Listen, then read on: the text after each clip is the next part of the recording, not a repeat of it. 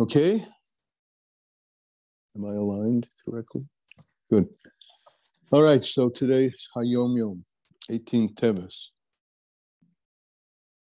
When the Tzemach Tzedek was a boy, and he learned the passage, last week's Sedra, Yaakov lived in the land of Egypt 17 years. So his teacher translated according to the Balaturim commentary on the Chumash. The Balaturim said these 18 years were the best years of his life in Egypt. When he returned home from Cheder, this is the Tzemach Tzedek, coming back to home to his Zedi, the Alter Rebbe, he asked the Zedi, how can it be that our father Yaakov, who was called the Bechira Sheba Avos, the chosen one, the special one of all the Avos, Abraham, Yitzchak, and Yaakov, the three Avos, how is it that the best years of his life should be in Egypt, which was a land of corruption? So the Alter Rebbe answered, it is written, in Yehuda he sent before him to Yosef to give instructions for Goshen, right? He was going to be given the choicest part of Egypt, but it's still Egypt. So the Midrash states, and Rashi quotes, that Rav Nehemiah said, what would he give in this, what's his chosen piece, what's he doing in this chosen piece of Mitzrayim? He is establishing there a Talmud Torah, a house of study. And all the tribes would come there to study Torah. So to give instructions for Goshen means, in a deeper sense, that's what we translate, right? To give instructions for Goshen. The word Goshen is connected with another word, Gosh, which means to come near, to come close.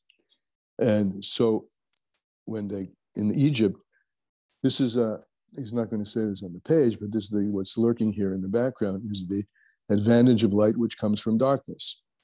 And as we're learning in this week's Parsha Shmos, the whole inyan of why Gullus is a necessary prerequisite to redemption. So he's engaged, bringing the Torah down into the world. So it is one of the ways that this is understood. The whole Sefer Bereshis is developing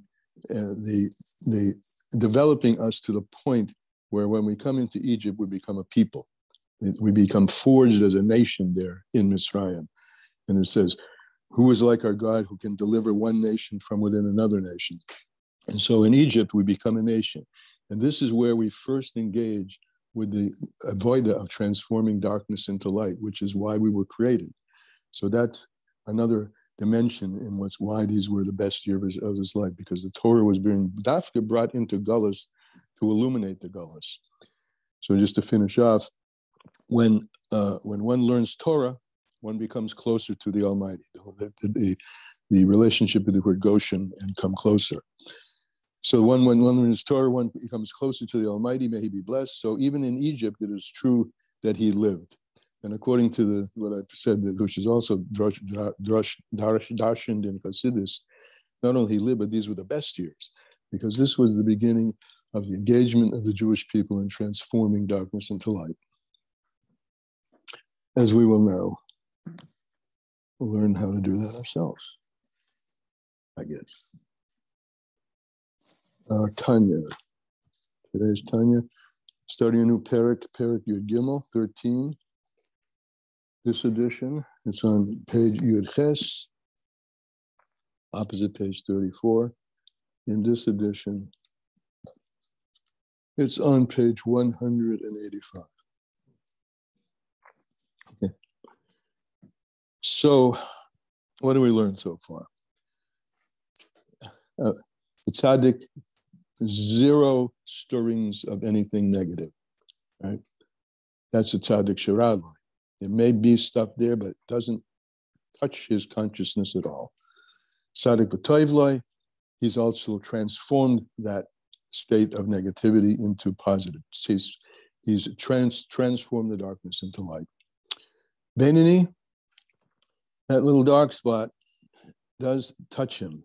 It's called hihuri. Hihuri, there's a little bit of rumination, but never really grasped onto thought. Okay, and the fact that it's there and has some presence in the consciousness of the Benoni leads to the following, Perek Yud Gimel. And with this, we can understand the expression of our sages in the Gemara Brachos. Beinonim, when it comes to this category of human called a Benoni, Zev v'zeh shoftim. Both voices weigh in. The shofet is a judge. So remember, when he introduced this with the metaphor of a battlefield, two opposing armies on a battlefield. In this parak, he uses the metaphor of a courtroom, one room and two voices in the courtroom. So in the Benoni, there is a voice that's heard, and it's one of the judges, or one of the sides that weighs in, so to speak. And this shofet, he says in brackets, pures yetzer tov v'yetzer hara. There are two shoftim. There are two voices weighing in the consciousness of this particular type of person that we're calling a Benoni, the yetzer tov and the yetzer hara, the good desire and the negative desire. Because see, it's written in Tillim, ki yamid liyamin evyon, v'hishia meshayftei nafshay, that Hashem stands on the right side of a poor person to save him from the judgments of his soul. So there are two voices, and Hashem stands on the right. But these two voices, it doesn't say that the voice of the negativity is moishel. It dominates. It doesn't say it dominates. It just weighs in. So you've got two people arguing about how to resolve a court case, the lawyer from the plaintiff and the lawyer for the defendant, back and forth, right? And Hashem is standing on the right side of one of them, and these two voices are not called ones who rule, but just ones who give their voice, they give their opinion, their perspective. Because if there were dominance, rulership, prevailingness of the Yetzer Hara, of the negativity, if it was mushal, it would ruled over if the good ruled over the bad, the erketana in the small city, which is the human being. If the negative ruled over the small city, even for a moment, Nikra Russia, that person is called a Russia at that particular time. But the Yetzer Hara, the negativity, is only like one voice weighing in, one of the sides. Which is expressing his opinion, b'mishpat, in this case of judgment. Nevertheless, but since he's only one voice weighing in, the judgment doesn't have to go according to him. The judgment because there's another voice weighing in. The Dayan, another lawyer, another judge, which differs with and has a different perspective than the perspective of the Yetzer Hara. So you've got these two voices weighing in a Benoni, right? The tzaddik, that negative voice never weighs in. In the Benoni, it has a voice in the courtroom. So there has to be a mediation, a reconciliation between these two voices. And the halacha is going to be according to the voice of a third person, a third voice, the mediator, the third voice in the room. So similarly, the negative voice and the voice on the side of the Yetzer Hara, it says its opinion in the left side of the heart. And that opinion, those energies rise up from the left side of the heart up into the brain. For where the person starts to get a hold of them, to think about them. However, it's only, as we said yesterday, it's only a hearer. It just enters into the consciousness, this voice of negativity. And immediately as it enters, there's another voice that argues upon it, differs from it, argues upon it. Ashayfid Hasheni, the second voice. Shehu hanefesh elokis, shebamoyach, which is the godly soul. Now we're going to learn it isn't just the godly soul, because there are two souls, right? The animal soul, the godly soul, and these, and we learned in the previous parakim, were put on the battlefield as if they were equal. It's just one voice on the side of godliness and another voice on the side of anti-godliness, right? So, but there's something special about the nefesh elokis, as I mentioned, sort of a hook that that's the use I word yesterday. Word I used yesterday, and we'll speak about that as we go, just in a few seconds. So, who a nefesh elokis? There's this other voice, which is the godly soul, shebamoyach, which is large, which his residency is in the brain. Hamishbashid b'chol hayamini, and it goes to the right side of the heart, as we've learned earlier. Shibaled, which is Mishkan Yetzer Toiv. The right side of the heart is the place of residence of the Yetzer Toiv. The left side of the heart, the place of residence of the Yetzer Hara. The right side, the Yetzer Toiv. The halacha kedivre hamachriya, and the halacha is going to be according to this third voice, not a third entity. It's part of the nefesh elokis. And then what is that?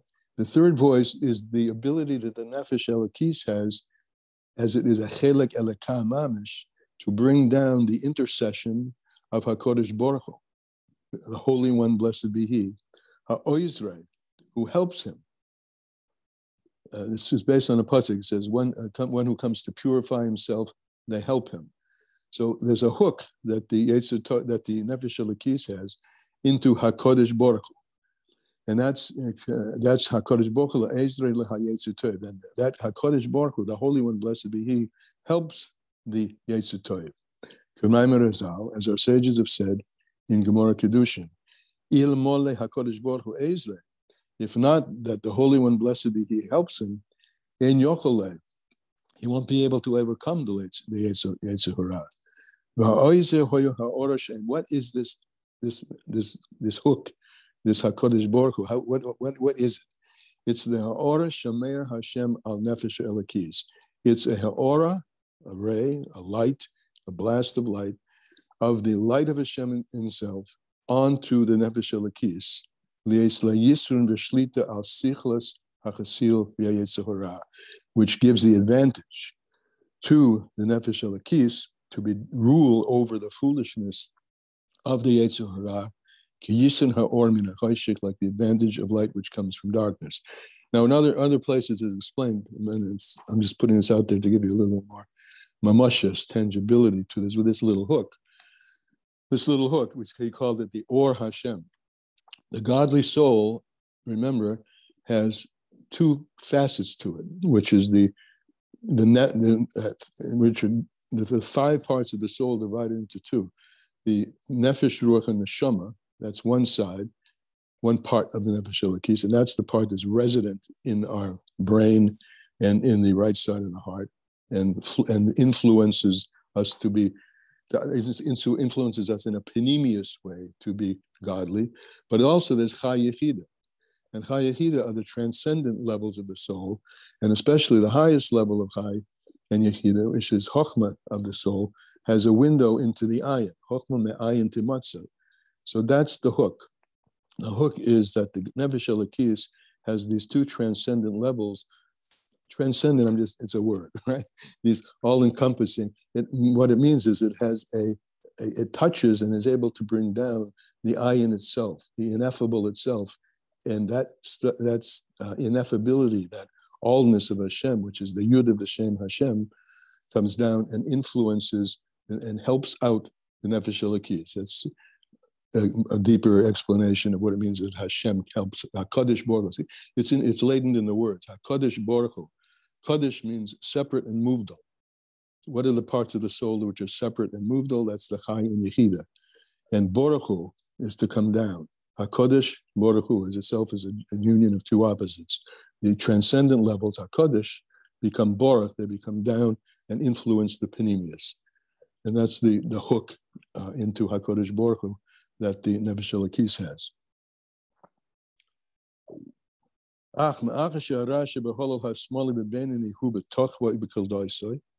But since this power of the Yetzer Hara, which is in the left side of the heart in the Benoni, is strong as it was when the person was born, and that soul is responsible for drawing the persons to the desires of and pleasures of this world. And that's part of the soul, the animus, the animating power of the soul has not been this bottled, the miyut.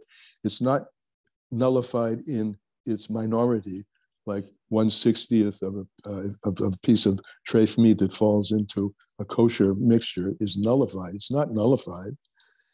Lagabi hatev in relation to the type.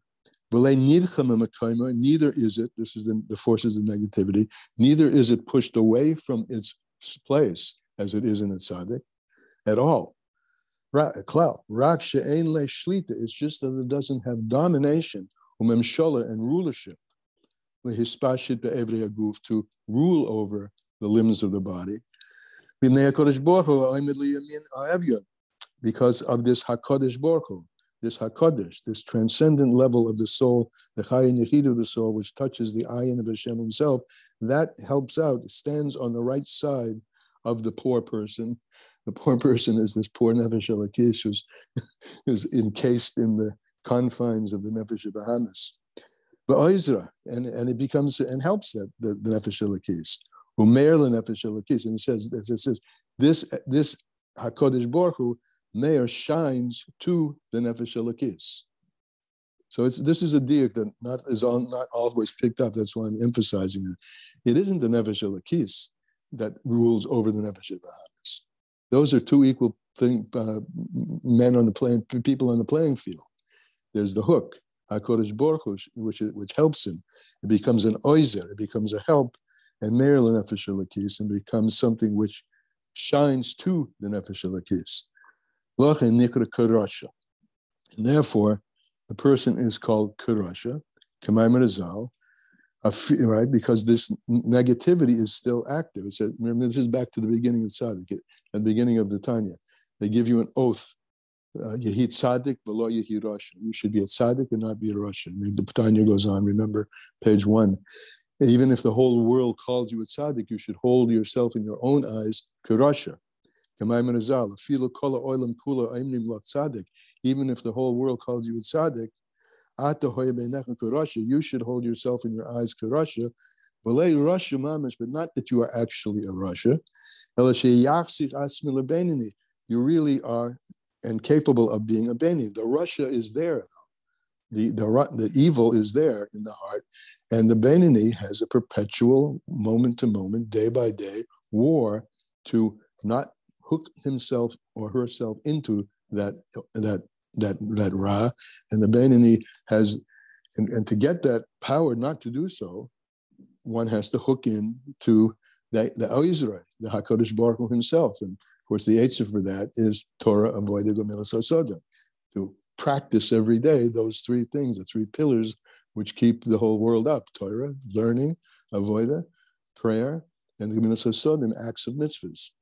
That's the mechanism by which one touches the ayin, the HaKadosh, and brings down it into Baruch Hu, that it should help the Nefesh Elokis.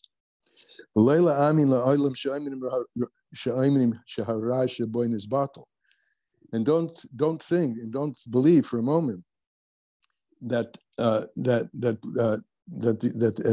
the world says that you're a tzaddik, because you know in yourself, and only you know in yourself, each one of us, to what extent that Ra is speaking to what extent we grab onto it, to what extent we let go of it. But most of us have this struggle to deal with that Ra in some way or another, because that Ra has not been this bottle, it hasn't been nullified completely in relation to the Toiv, because nullification of the evil entirely is the level of a tzaddik. It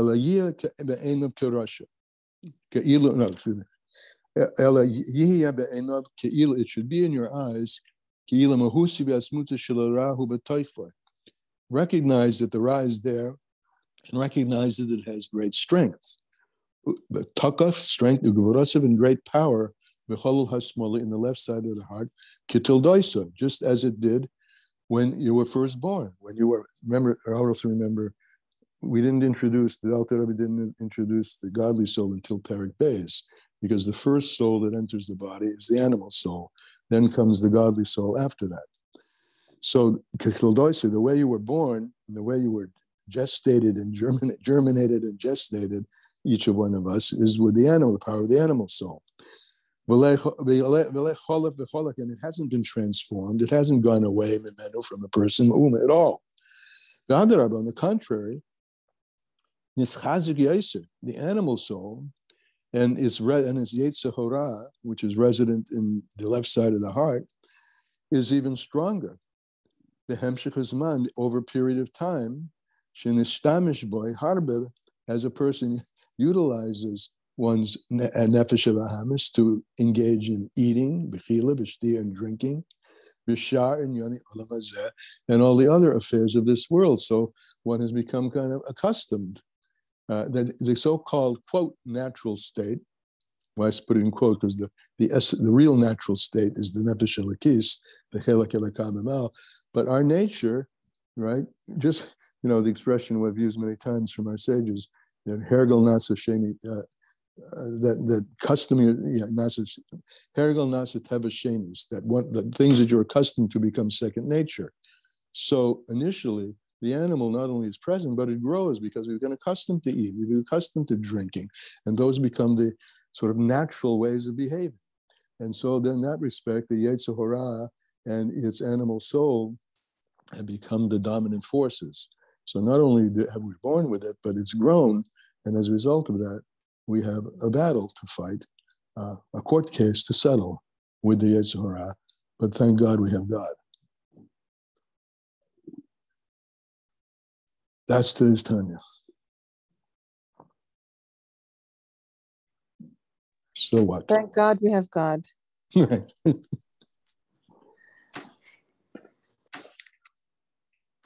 That's okay. Well, any questions? This is extremely important. Go ahead. I just want to say this. No, I was going to say. Go ahead, please. No, I just want a short sentence. This piece is extremely important because not a lot of folks understand that nefesh elokis, nefesh habahamis equal, and if it weren't for the hook into HaKadosh Baruch Hu, the battle, it'll be a stalemate. But go ahead. Yeah, that was very amazing, and I guess that's always. First, it sounded like, oh well, sometimes you need the hook, and sometimes you don't. Sometimes your own nefesh elokis can stand on its own, but of course, there's no way of knowing, and probably you always need it. I guess is what they're saying. You have to, of course. You have HaKadosh Baruch Hu, right? Right. Okay, but that wasn't the question. The question was from way back. I guess I really missed something about the nefesh habahamis being first. Coming in first, and then can you please review that? When do we get the nefesh elokis? At bar mitzvah or what? In chapter 2. No, you get it at bar mitzvah. It flows in slowly, and it becomes all there by the time of bar and bat mitzvah.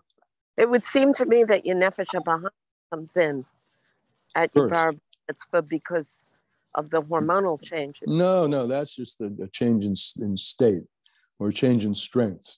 But it's been nefesh habahamis. Remember, the nefesh habahamis is also called the nefesh achiyunis, the enlivening soul. It's the thing that gives you animus. That's why it's called animal, and that you've had from the time, sometime from post conception.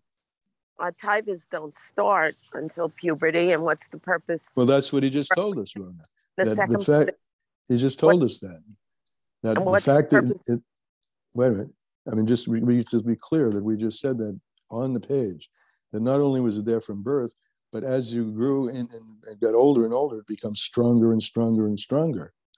And puberty is certainly a strong point. Why do you say bar?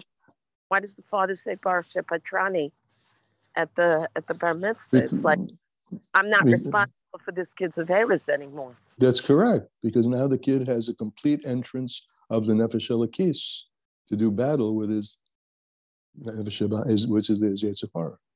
I mean, we tend to think of kids as extremely innocent. I mean, they are. They are innocent. They're innocent in the sense that they don't have any any responsibility, because they can't. They're not able to. They're not mature enough yet. Their nefesh elokis hasn't matured in their body, to give them the maturity needed to be independent from the attachment to the sins or the behaviors of the father or the mother. Now, at the time of bat mitzvah for a woman, bas mitzvah, now all the powers are there. And now it's up to that person to mature them and develop them. I just don't see a little kid with having a whole lot of Teves, Ali. You don't? Wait a minute, Nope. Sure you do. You ever seen a kid go after something that they want to suck or put in their mouth?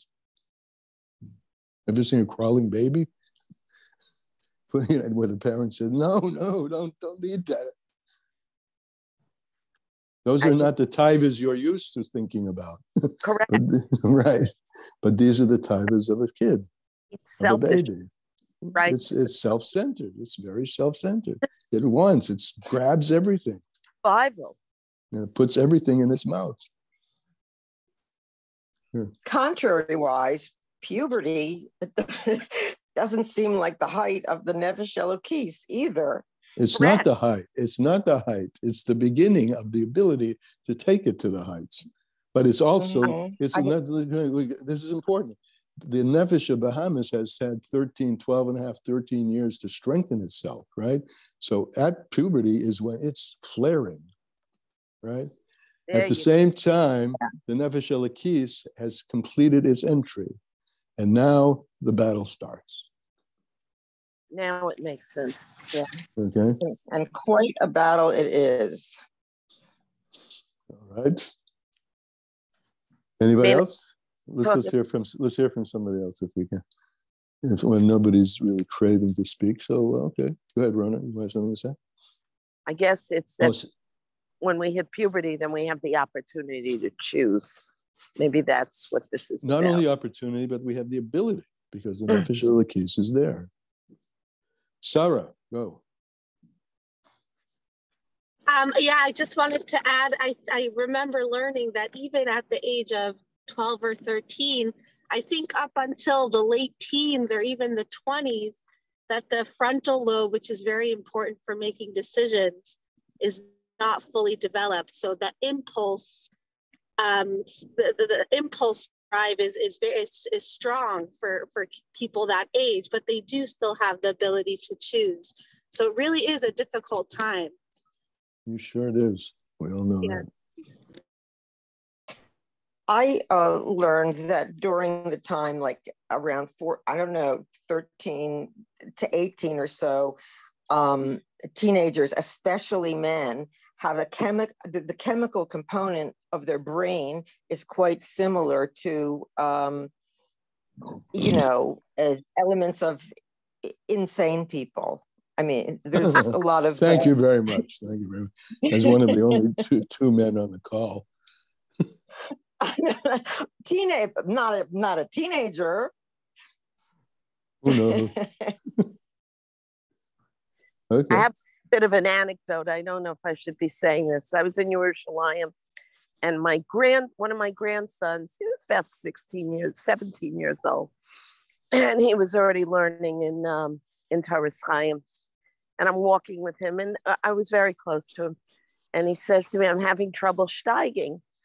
And I said, "What's the problem?" And he said, "I can't keep my mind on the Gemara that I'm learning." And I said, "Why?" And he said, "It's a real problem." I said, "What is it?" And he said, "Girls." And then he said to me, "When is it going to end?" And I said, "Probably the problem with women, you mean?" No, he was. No, I'm just kidding. No, he said he said, "When's it going to end?" And I said, "Never." Right. All right. Yeah, that's innocence. That's real innocence. It's like, Yep. and that happens around that age, and for very good reason, because it's reproductive. All right.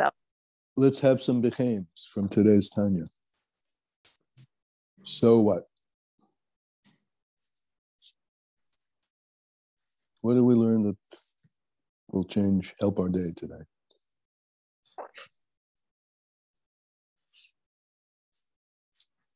We have to have a lot of compassion for our children.